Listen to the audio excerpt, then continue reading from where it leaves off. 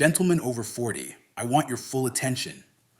What I'm about to say won't be packaged neatly for mainstream approval, and it won't be delivered with the usual slogans. It's not designed to comfort everyone. It's designed to clarify you.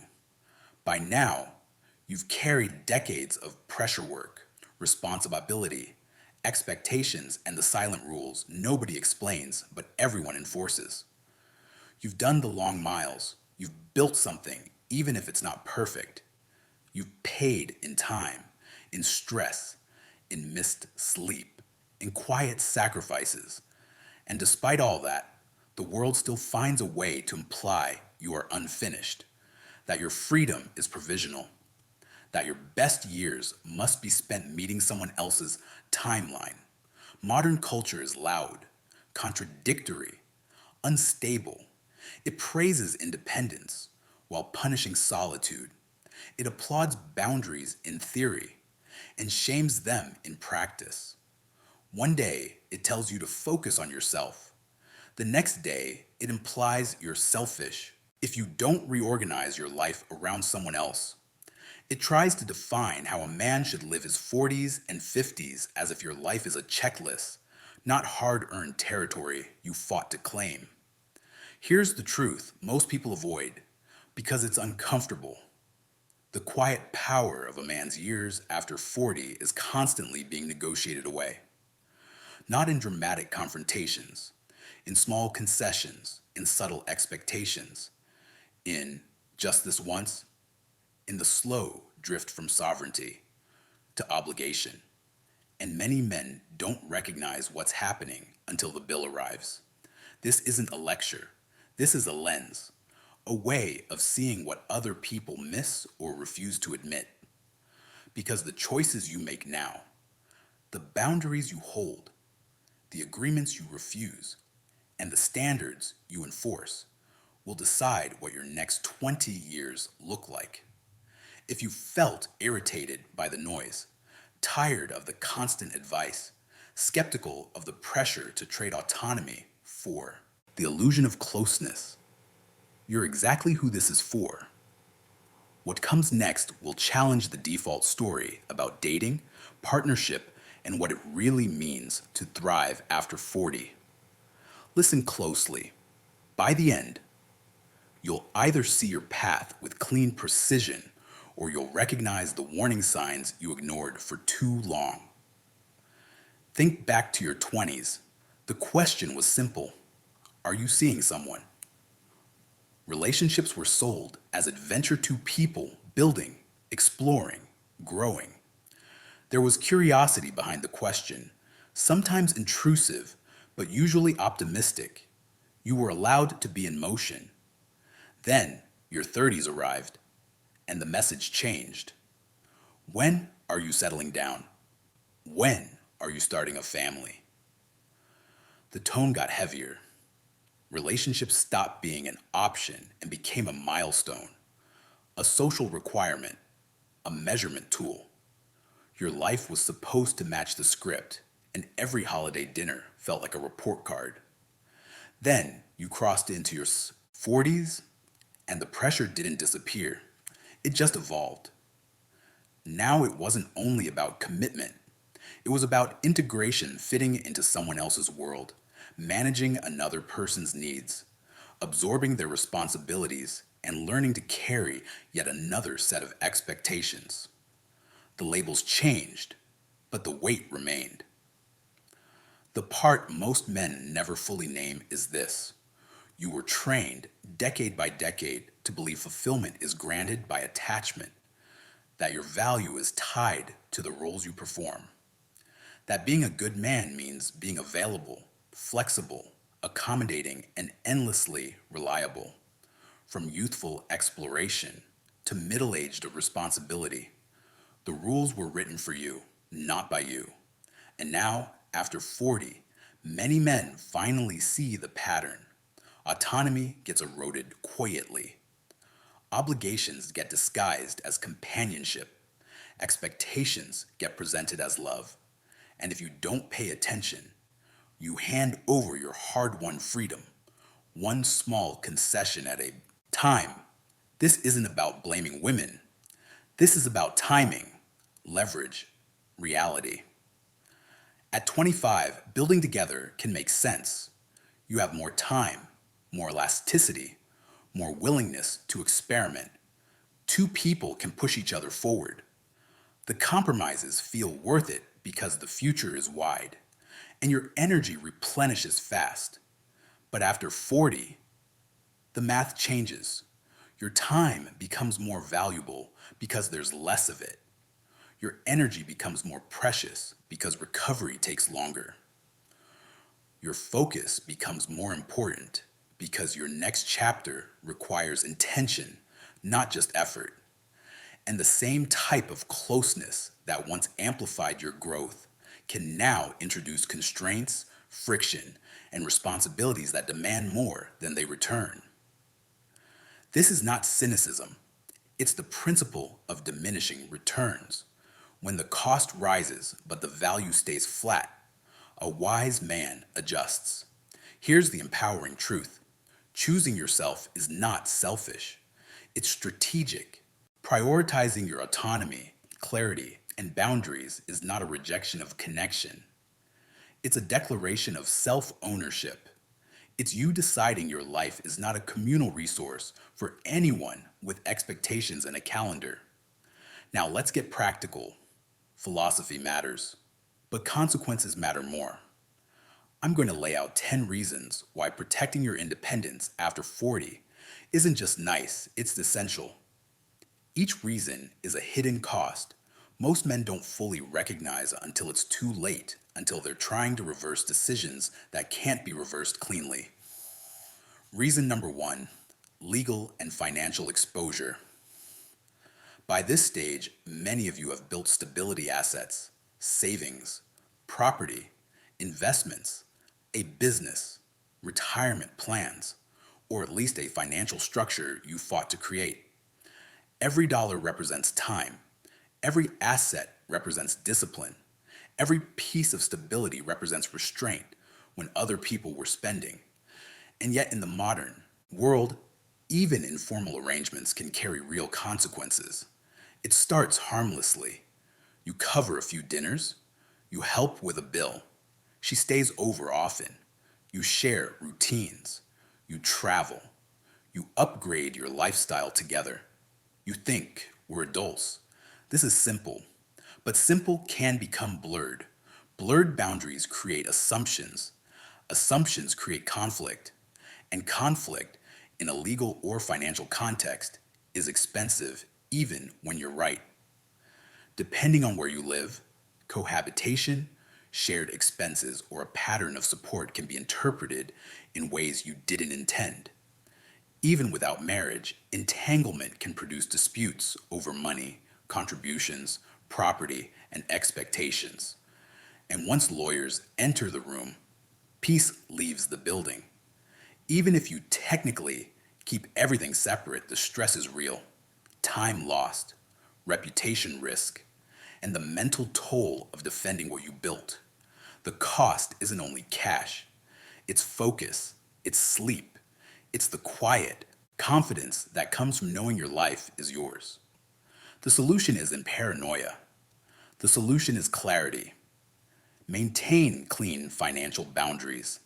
Keep accounts separate. Be deliberate with generosity. Do not let comfort create confusion. Do not let closeness become assumed ownership. After 40, financial sovereignty is not optional. It's protective armor. Reason number two, time becomes your rarest asset. You can rebuild money. You can replace possessions. You can recover from setbacks. But you cannot buy back Tuesday. You cannot reclaim last year. You cannot rewind a decade.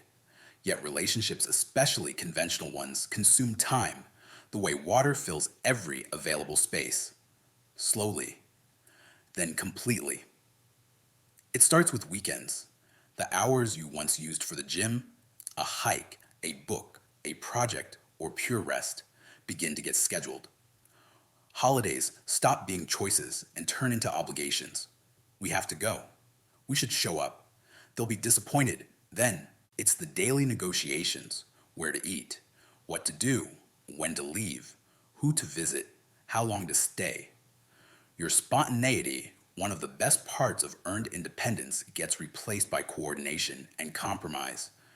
And the part that hits men the hardest is this: you don't just spend time doing things, you spend time discussing things, planning things, processing things, recovering from things. At 40 plus, every hour matters, and giving away your hours without thought is a silent surrender of your life. Protecting your schedule isn't selfish, it's respect for your remaining time. Because time is the one asset that becomes more valuable every single year, and it never goes on sale.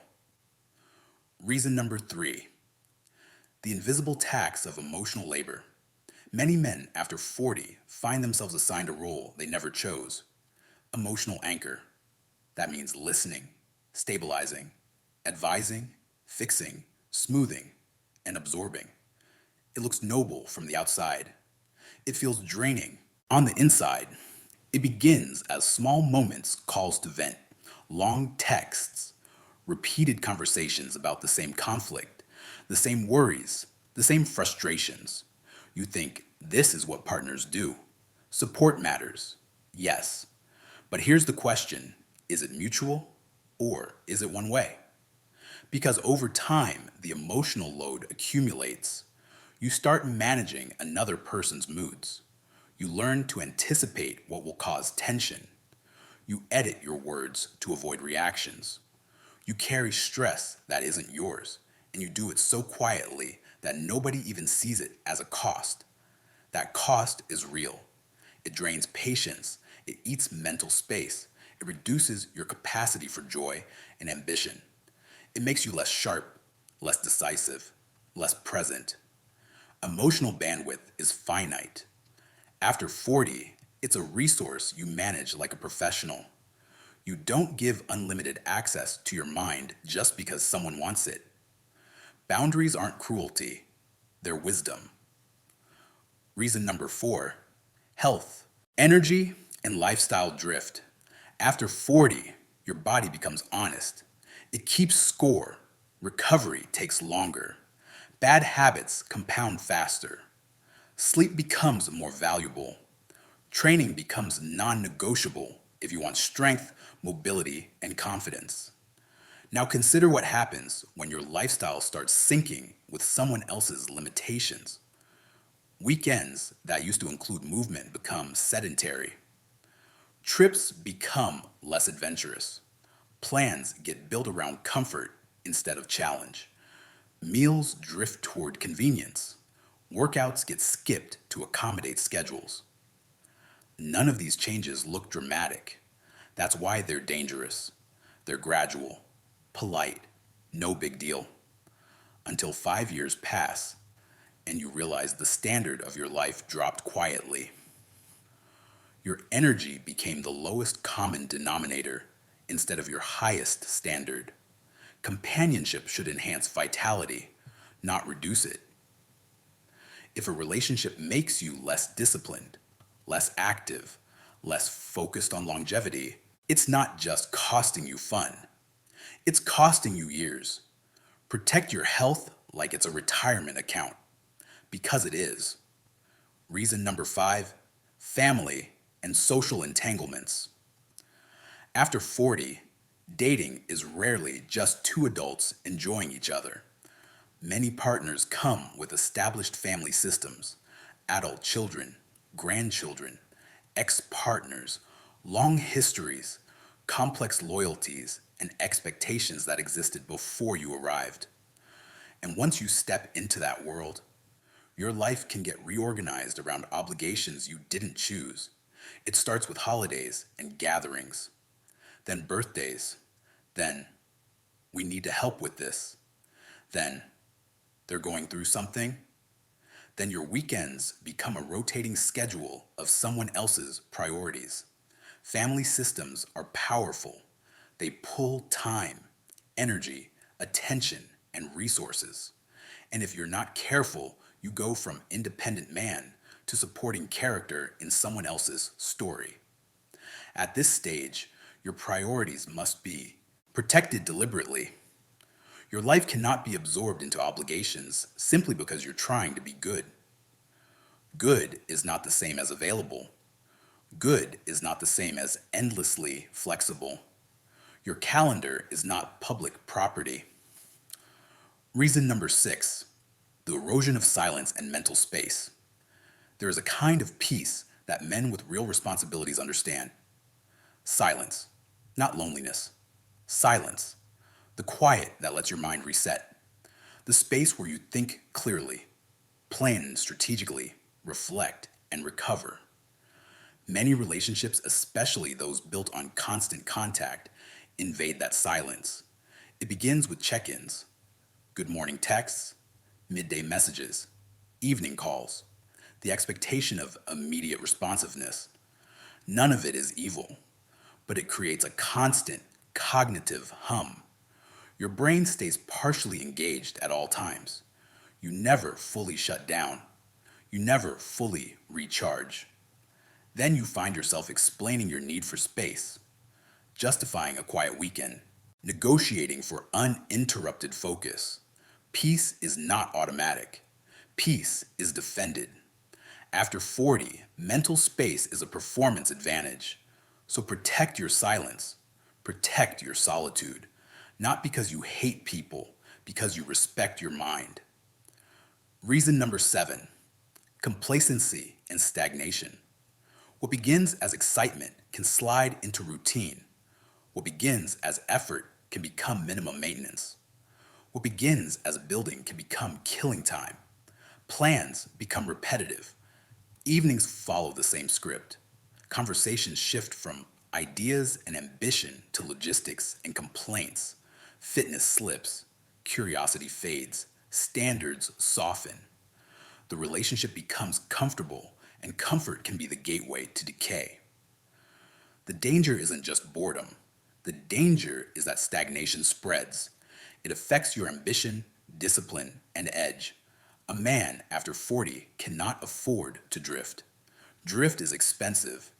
Drift costs health, sharpness, and years. Reason number 8, decision making. Friction. One of the most underappreciated benefits of independence is simple. You decide, and then you move.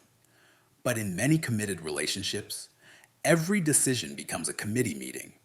Trips require negotiation. Spending requires discussion. Your space becomes shared territory with shared preferences. Even small choices, dinner, weekends, social plans become conversations.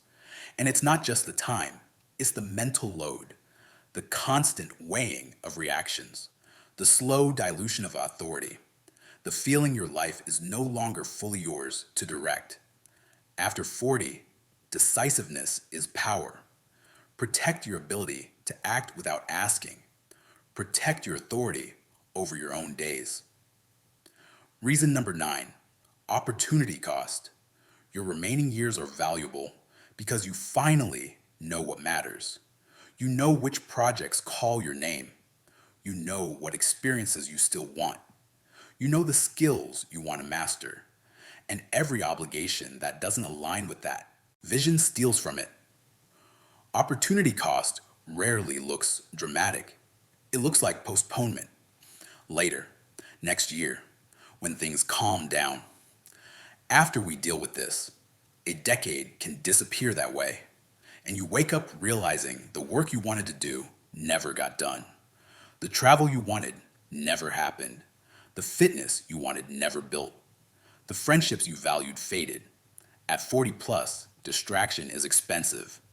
Be intentional. Reason number 10, legacy and self-definition. After 40, identity matters more than approval. This is where your life becomes a statement, not a performance, not a role, a statement. What you build now, mentorship, craft, leadership, creative work, discipline, health becomes your imprint. Relationships can support that, but only if they respect it. If companionship demands that you shrink your vision, dilute your focus, or hand over your authority, then it isn't helping your legacy. It's redirecting it. You are not here to spend your strongest decades managing expectations you didn't create. You are here to make your life mean something on your terms. Now, after hearing these costs, you might think I'm arguing for isolation. I'm not. I'm arguing for intentional independence. There is a difference between loneliness and sovereignty, a difference between shutting people out and refusing to be absorbed, a difference between connection and entanglement. After 40, you can design relationships that add value without taking control. You choose the rhythm, you choose the level of access, you decide what stays separate and what becomes shared. Your home stays your home. Your finances stay your finances. Your schedule remains yours to direct. Your priorities do not get negotiated down. This isn't about using people. It's about honesty. If you want companionship, choose it with clarity. Build it with boundaries. Seek partners who respect autonomy and have full lives of their own. Connection should feel like enhancement, not obligation. Warmth without chains. Now bring it home. After 40, you've earned every hour you have. You've earned your preferences. You've earned your space. You've earned the right to design your days. Solitude is not punishment. It is strength. It is where your mind sharpens. It is where your priorities become undeniable. It is where you build. It is where you recover. Freedom is not a phase. It is the reward for decades of responsibility. It is the foundation for your strongest years if you treat it like the asset it is. You are no longer obligated to chase scripts written by people who won't live with the consequences. Your life is yours. That doesn't mean rejecting connection. It means refusing connection that demands surrender. It means choosing companionship that respects your mission, your health, your peace, and your vision. Let the world keep shouting. Let it keep changing the rules. Let it keep trying to guilt you into choices that benefit everyone except you. You respond with calm, firm authority. You protect your time. You protect your money. You protect your health. You protect your mental space. You protect your purpose. You live deliberately. You live with standards. You live as the architect of your next chapter. Because after 40, your greatest strength is this. You finally understand your freedom is not up for negotiation, and you will not surrender it.